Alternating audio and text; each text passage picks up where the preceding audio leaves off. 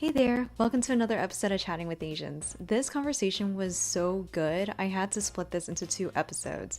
In this first part, I'm joined by Cassandra Lam and Karen, co-founders of The Cosmos. The Cosmos is a groundbreaking community, both online and offline, for Asian women to connect and empower each other to flourish and thrive. They've held a variety of events in major cities like San Francisco, LA, and New York City, ranging from book clubs to wellness workshops to retreats. We get into some real deep topics in this first part, mainly revolving around being an Asian American woman, and I loved our conversation. So here's my chat with Cassandra and Karen.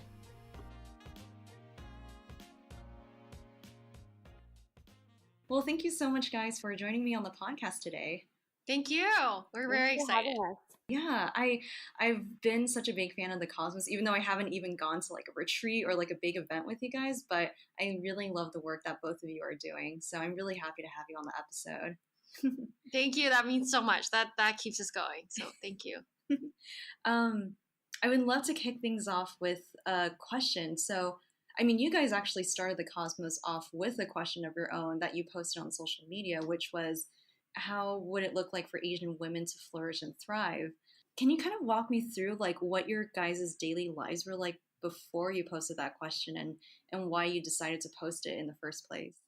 So on my side, I kind of grew up never really thinking that I was creative. And so my whole life was all about following a certain template for success, like going to the right school, getting a good job, having a nice salary, and one day getting married and doing all the things and checking off the boxes. But something kind of came my way right after undergrad when I realized like the career path that I had, like put all my eggs in this one basket, and I realized actually I don't want to do that.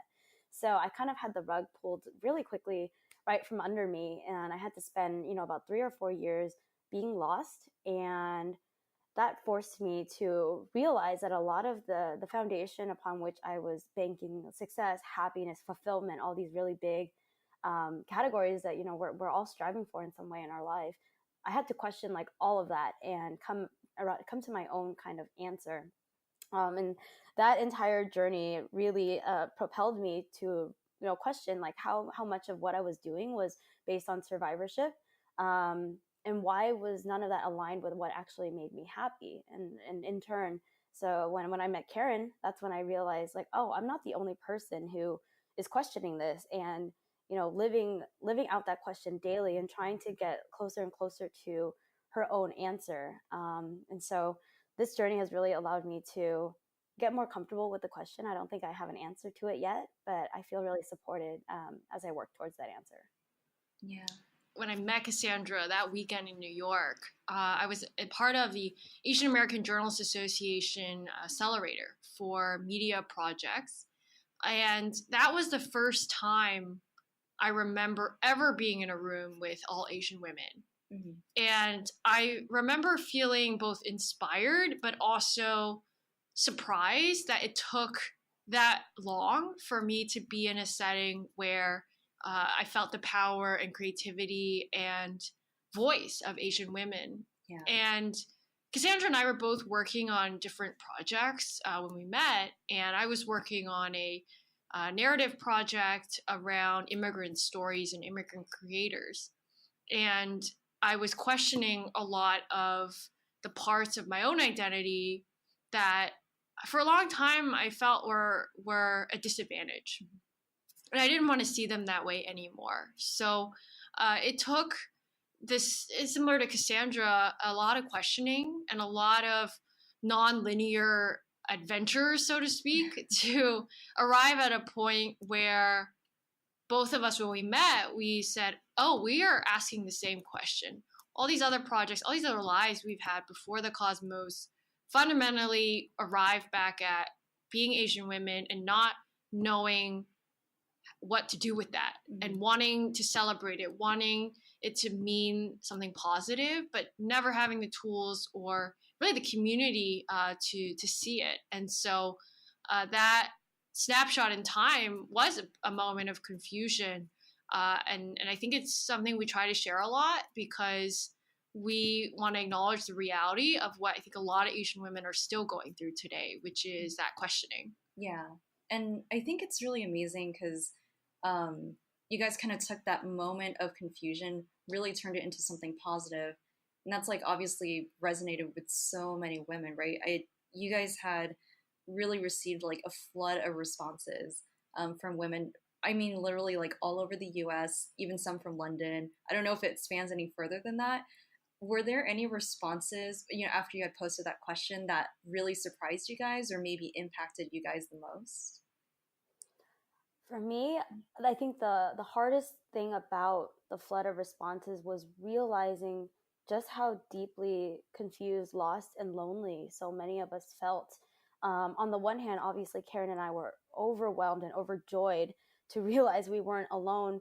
But there's also a really dark reality to reckon with that. The fact that this question, what does it look like for Asian women to flourish and thrive, felt so radical and revolutionary this was 2017, fall 2017 when we launched that really hurt me on a deep level too. It touched upon like this kind of sadness that I really felt about my own experience and my community's experience.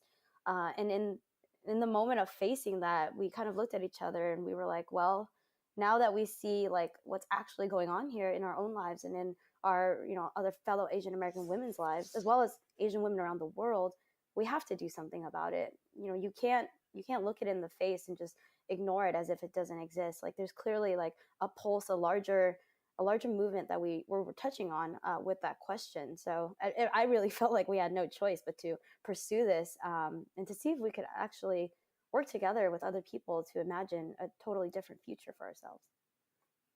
Yeah, echoing Cassandra's point, I think we were surprised to see the response that we did because we didn't really have a reference point. We were really unsure if this would resonate beyond, the few friends who read our Medium posts or follow us on Medium. And I think it was most meaningful to hear from strangers. Mm-hmm.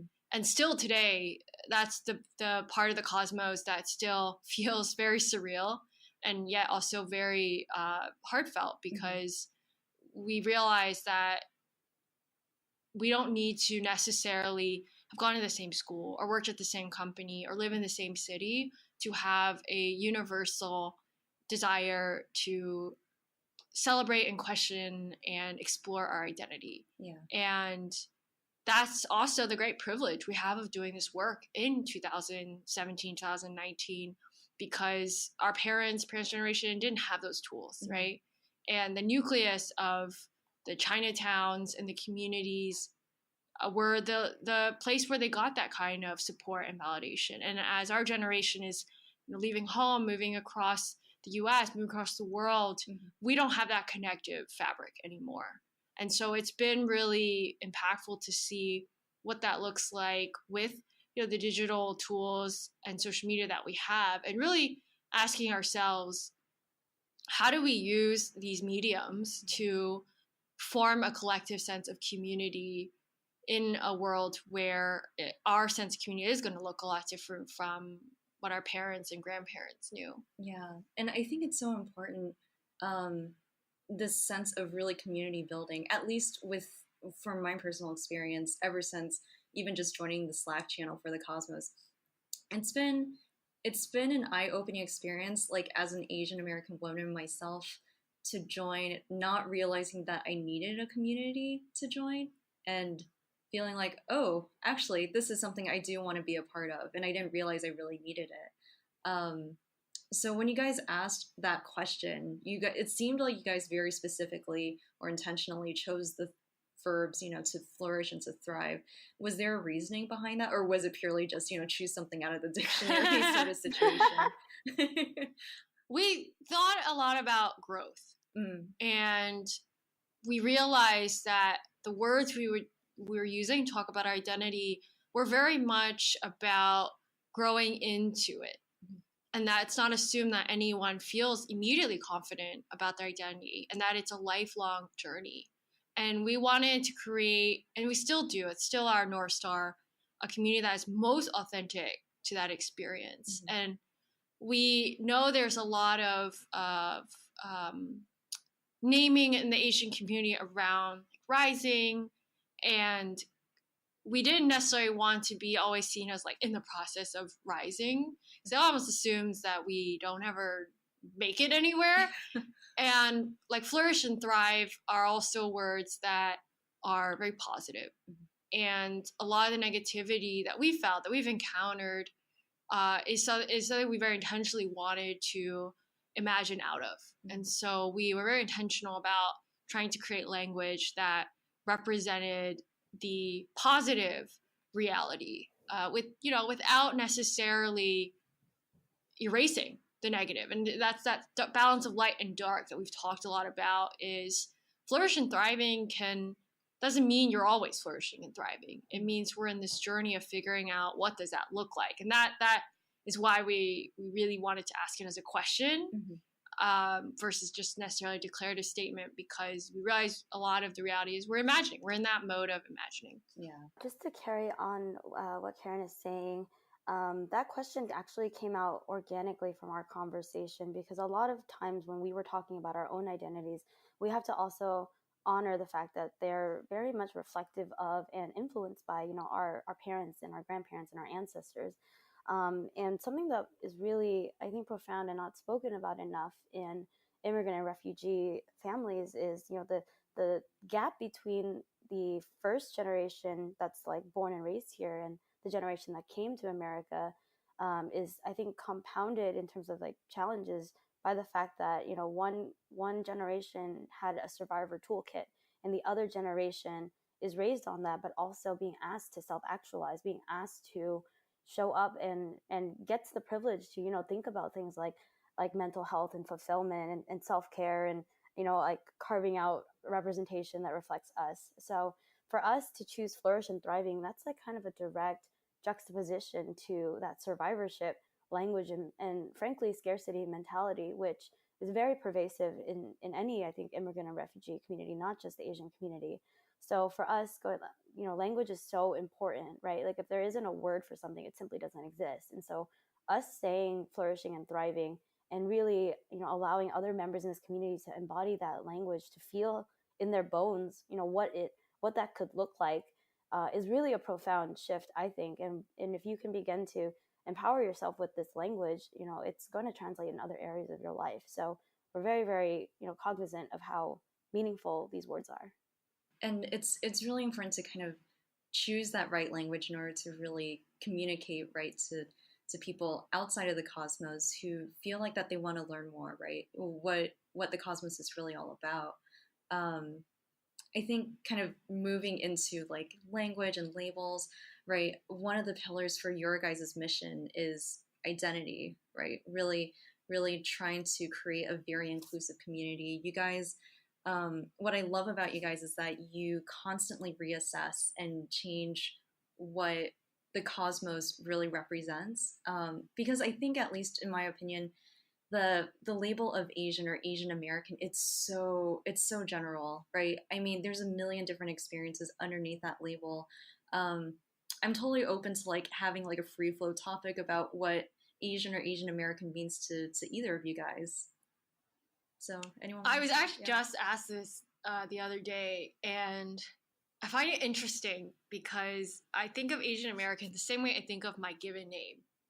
Like Karen Mock is not a name I chose, and yet it carries so much weight and significance for my family and for my day-to-day life, especially like Chinese names, right? Each word means something. And for my mom, it was like very auspicious that I was chosen to be Karen, and then my Chinese name, which translates to like bird piano. She really wanted me to play piano, and I guess like birds are pretty. And my last name Mock like means no, and so I spent like a lot of my childhood trying to understand like what does this name mean to me, and it doesn't help that like there's a super famous like Hong Kong pop star named Karen Mock. So I'm like, am I her? And I've liked the way you phrased it. It's an evolution. It's growing into and evolving like what my name means and what my association with my Asian American identity means. So even like today when people ask me how I identify, it's really hard because Asian American is a term that was coined, in California and Berkeley with a historical movement that our generation was not a part of. Yeah. And so we don't claim it the same way that they did. And today, I personally believe, and I think this is where my personal beliefs influence like some of the tenets of the cosmos, in that we want to create a space for people to explore and question what that name means. We don't want to be definitive and say this is the Asian woman or this is the Asian American woman. Right. And there's a lot of pressure in this like personal brand era that we live in to like always have the definitive answer. Mm-hmm. And yeah, at the same time, it's like a white piece of paper. Like today, if you paint on it, it's gonna look like this. In 5 years, when you paint on it and you're expressing what Asian American means to you, I think it will look different, right? And that's beautiful. And that's the authentic experience that we're trying to support our women in the community with. And so I guess that this is really not an answer to your question. I'm more saying there's no answer. But we spent a lot of time like, should we say Asian American? Should we say Asian American with a hyphen? Should we just say Asian woman? And we arrived at Asian women because we wanted to recognize that still a significant number of self-identifying Asian Americans are foreign-born. And we didn't want to exclude them because they're foreign-born, but they live in America. Right. Because there is a valid and important and meaningful experience, right? And so there's that. And then for myself personally, it's the intersectional identity of being American and Asian that I've struggled with. It's being a woman that I've struggled with. And I want to get to and arrive at a point of how do all of these identities influence how I show up day to day. And I'll give you an example. So I, in a meeting, again, working in tech and being in venture capital, I always feel like one of my identities has to go. And it's usually the Asian identity first. And that part of me is the consensus builder. It's the empath. It's the deference to other people's opinions and trying to understand. It's probably my most compassionate and communal self. And that's at odds with being American, being an individualist, being about my opinion. And I don't like that that's the only model of leadership that I know. And so I'm like, okay, what does it look like to be a leader who is going to be able to bring in those Asian parts of herself and still be effective and still be able to make decisions? So those are, I think, more of the questions that arise when I think about being an Asian American woman. Any thoughts, Cassandra, for your side? How many hours do you have? I know. I realized I just opened like a Pandora's box by asking this question. No worries. I think it's an important one, and it's one that's often, I think, glossed over because there's a presumption that everybody has the same definition. So I think you asking this question is really thoughtful, and it's a can of worms that I think honestly needs to be opened more frequently.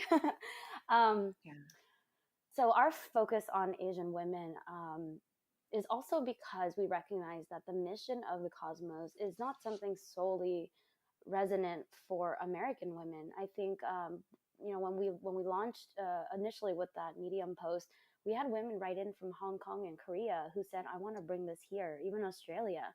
And so I think like the question, how do we flourish and thrive truly is a universal human driven question.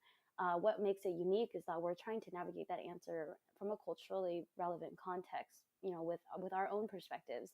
And so that's why we position it as Asian women. And we do use the loosest definition of women possible because we are inclusive of, queer, femme, and gender nonconforming, as well as transgender individuals. But for me, Asian American, it's a powerful word, and it's a word that frankly, I wasn't proud of growing up. I was born and raised in Covina in California, and growing up, a lot of my closest friends were actually Hispanic or Chinese or white. And so I didn't have very much contact with other Vietnamese Americans or even frankly other Southeast Asians. And so a lot of my personal journey in college and even after college, and certainly now throughout my adulthood and later 20s, has been coming back to myself in a very, spiritual as well as cultural way, and trying to learn how to love every single part of my identity, including the ones that I repressed or felt deep shame and sadness over growing up. As I was unpacking times when I've internalized racism against myself, or times when I felt like I didn't know how to be proud in a world where I couldn't see anybody that looked like us on, like, in magazines or on screens, or in movies. But as I have gotten older and really begun to dive deeper into Asian American history, as part of, like, reading as much as I could in the Asian American canon to fill in the gaps of my own understanding, of how we became, honestly, like a group here, a political group here in America. I realized that this term can be so empowering if we know the history. So now that I understand, for example, prior to the word Asian American being termed in the 60s, most Asian folks actually identified most closely with their own, like, ethnic or racial makeup. So people would say, I'm Chinese American or Japanese American. People weren't saying Asian American. But the fact that the term exists indicates that we have an opportunity for solidarity and to unify as a larger group, for political power, honestly, which is really important. I know it's something that our community is not necessarily always comfortable talking about, but it's a really big deal, and it opens more doors for us if we can learn to engage in that way. So for me, becoming more comfortable in using this term, developing pride in what it means, and constantly being committed to critiquing and unpacking, how I embody it in my life, that has allowed me to develop a sense of confidence and self-love that I think people can feel. It's something that I have noticed, it's completely changed my outlook and how I connect with other Asian Americans, the closer and closer I get to embodying, this really complicated term. And I think it's a journey for all of us. And I don't think I'll ever be done unpacking this word. But for the first time in my life, over this past year, I can honestly say I'm so proud to own this label that I didn't think was important for the first, 20 years of my life, but now I don't feel I can live without. Yeah, that also really resonates with me. I think I was just thinking while you guys were kind of responding, the way that I grew up too was like I felt more American than, well, I'm Chinese American, so I felt more American than Chinese in a lot of different ways in my daily life, interactions with my family.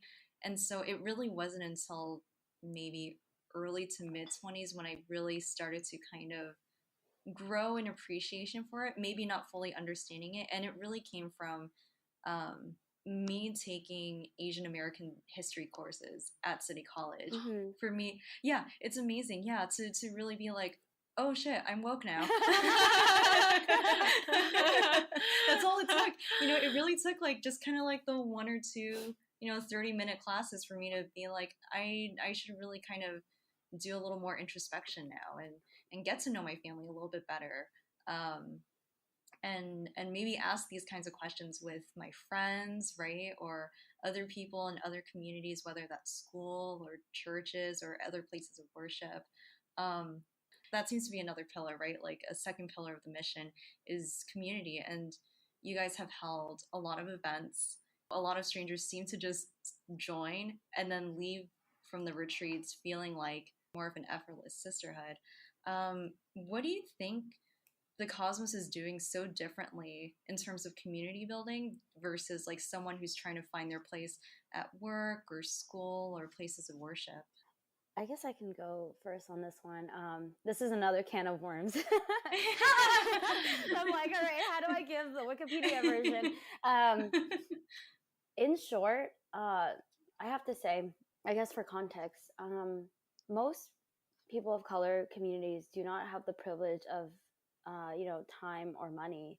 And so we've always had to get really creative with anything that we put out into the world, right? And like when you are working with limited resources of any kind, you have to, figure out how do I still get the output that we're looking for and support, the people I want to support while I have some sort of disadvantage. And so when Karen and I came together to build the Cosmos, not only did we have shared, bad experiences of being parts of different communities, not just Asian ones, like anything, work, certainly other, other personally fun hobby communities, all of these we've had misgivings with. And so we decided, honestly, well, we don't have a ton of money, so if we are going to do something, it's got to be good, and we trust our own creativity. So we kind of scrapped any template and decided to build everything from the ground up, infusing our values and our mission into everything. And I think something that's really unique about our story that I don't think Karen and I talked that much about is one of the very first things that we developed for the Cosmos were the community principles that we still abide by, that we still share with everybody that comes to any of our events or retreats. It's something that's always prominently posted, if not read aloud, popcorn style, by the attendees of that particular event or whoever's occupying that space. And I think that's really essential to creating the kind of vibe that we've been wanting to co-create with everybody in our community. So by doing that, it always felt really authentic to us. And I think that shows, like, the women who come into the spaces that we create, they know that they're not just a guest. They're really truly invited to co-create the experience that they want to have. They're invited to, have autonomy over their futures and the types of engagements that they have with the other women there. They're also always addressed as human beings. We go out of our way to maintain intimacy, even if it's a larger thing, such as like the last retreat we had 30 people, like that's a lot bigger than 20.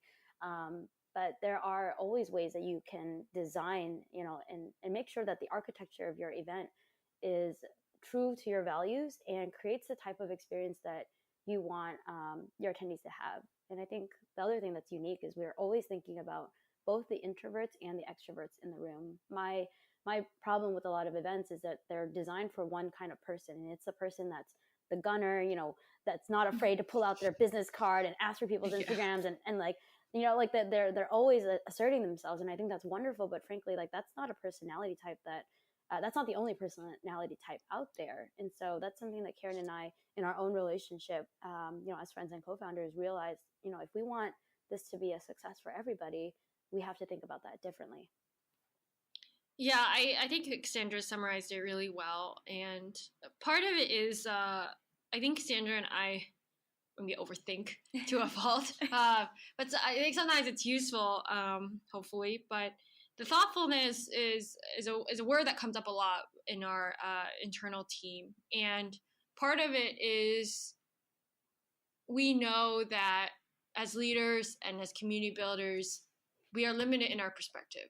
And we spent a lot of time, and still do, thinking about the narratives that aren't being heard. Mm-hmm. And it's so paramount to us that we are holding ourselves accountable to the vast diversity of the Asian diaspora and the Asian community. And instead of, I think, being frustrated or a bit despondent about how big and vast that is, we are thinking to ourselves, okay, what can we do to reach out to a community that hasn't been heard before within the Asian diaspora? If we don't do that, then, we aren't doing our role very well as community builders. And from, I think a leadership standpoint, that integrity is the core of the Cosmos, because we've always held that, like, we don't need to be here just to be another Asian organization. And if we're not impacting the women in a healthy and hopefully meaningful way, right? Mm-hmm. And we don't ever assume that our first try at something is the right answer. I think there's a lot of the humility that Asians are known for, but trying to really integrate that in a way that helps us do our work better. So I think very much are like unsatisfied with the way we have been told to do certain things, like panels, for example. Yeah. Like, I have gone to so many panel events in my life, and I finally got to the point where I was like, if we don't like the experience, if we feel like we're just being talked at versus talked to, why would we recreate that same experience? Makes sense. And instead of just kind of accepting that that's all that there is, we've thought a lot about, okay, if we sit in a circle and if we actually pass the mic to every single woman in the room, like that's one of our tenets at the retreats, is in the first 30 minutes, every Asian woman speaks. Wow. And that has a profound difference in the engagement of every woman at the retreat, because she hears her voice. Everyone in the room hears her voice. And that begins this journey of being seen and being heard. And so we're thoughtful, and we're also, I think, playful with it. You know, we're open to seeing what does and doesn't work for the community. We don't ever assume that we're right. And so I think just removing the ego and constantly being curious about all of the perspectives that aren't our own. And the second is our experiences are very much designed and facilitated. And the reason is we have, I think, been to a lot of the, what I call the networking experience, where you're like thrown into this room and there's like alcohol as like a lubricant to like socialize, which I think is okay. Like, again, I think there's certain people who like love that experience and it works for some venues. But I personally, and I think a lot of the Asian women in our community, are more introverted. Yeah. And I find it really uncomfortable. And so we thought a lot about that woman, and it helps that a lot of the, you know, women we've spoken to in our team also identify as that. And so like, what would a great experience for you look like? And so we always try to think about almost pay like more attention to the women that we know aren't the ones that are always being served in like the networking community events that we've been to, and just not being satisfied with accepting things as like kind of like status quo. Yeah, exactly. And like constantly believing that we as Asian women deserve a community and an experience that is authentic to us. And we don't know what that looks like, because today, like advertisers, media somewhat, but like they aren't catering to us. Yeah. And we are like, that's not acceptable. Yeah. Like, what would it look like if we just design everything from the beginning, as Cassandra said? And so if we always start with that principle, then I think what happens is we get closer to as much of the authentic experience as we can. Very, I think, as Cassandra said, like from the beginning, very principle driven. Thanks for listening to part 1. If the mission of the Cosmos resonates with you, check out their website at jointhecosmos.com. They're also crowdfunding right now to produce a one-day event called the Cosmos Summit. They're looking to raise $75,000 this month to create a historical gathering of 500 Asian women creators coming to New York City in late summer 2019. You can check out the show notes for the link, or go to ifundwomen.com and search for the Cosmos Summit. Alright, now go and listen to part 2. Now, go. You don't want to miss it.